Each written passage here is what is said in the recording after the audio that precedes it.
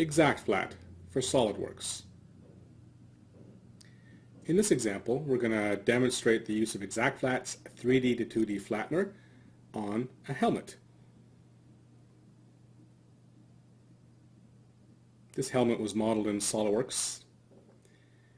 First we click on the Exact Flat tools, and let's just start the timer here. And now we're going to go about a process of creating pieces. Creating pieces is essentially taking the surface bodies from the CAD geometry and creating individual pattern pieces out of it. This involves knitting and sewing these surface bodies together. And rather than having to do this manually, we have a nifty little tool here called the Piece Creator. You certainly just select the individual surface bodies and then click Create. When they are created, they become transparent and locked for editing so you can see. And if need be, we could name these pieces, give them custom names, but at this point we're just going to keep them with the default names for simplicity. We click OK, and there we have it. We have the algorithm working in the background, which is like knitting all these pieces together. Then we click Convert to Exact Flat. This is an indexing process of converting to a sewn product. The indexing will create a UV mapping from 3D to 2D and prompt us to assign a material. The material assignment will be giving us the engineering properties required for flattening and other downstream processes. So in this case we're going to pick, what should we pick? We'll pick a carbon fiber here. Click OK, and the conversion process creates a fractured flat pattern piece. The first algorithm is a fracture pattern. What that does is it creates, it takes the individual mesh elements and just lays them flat, and then any gaps in those mesh elements, it sews them up to create a bounded surface. The tool we're showing right now is it's a fine tool. It just creates a visual layout so that we know which pieces correspond to which, and allows us to get a very intuitive sense of how the piece is going to be put together. I'm going to launch the flattener window now, and we're going to actually optimize the shape and dimensions of these flat pieces so that they correspond with the 3D model. First, we go through the process of creating an optimized mesh.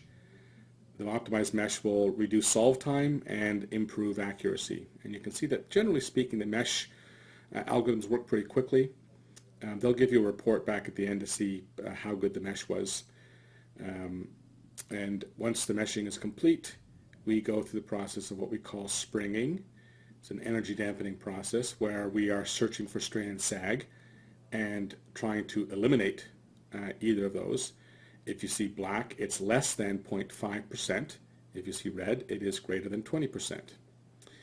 So the algorithms are running away here. You can see that there is strain, and it is in places that one would predict from this type of geometry. For those of you who are familiar with pattern making and putting soft materials over 3D objects, this is probably exactly where you would, from your experience, see that the strain is going to be.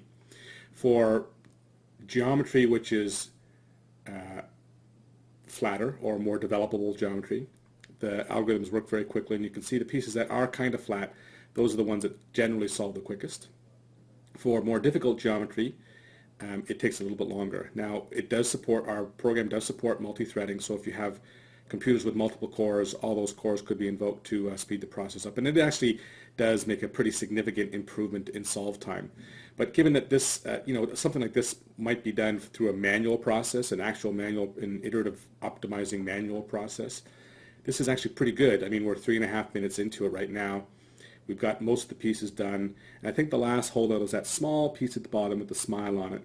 So if we let this run for maybe another couple more minutes, that piece is likely to get optimized. But what I think we're going to do is we're going to stop the optimizer right now because it's looking pretty good. And for the purposes of demonstration, we're just going to go and show you what happens next. So we click OK. We go to our main pattern view, and all that is required right now is for us to rebuild the pattern. And again, depending on the number of pieces or the geometry you have, this may take shorter versus longer periods of time. But generally it builds it pretty quickly, and you can see here nice smooth perimeter edges corresponding to the 3D geometry. And that's how it works. If anybody wants to know more, give us a call or check out our website. This is Exact Flat for SolidWorks.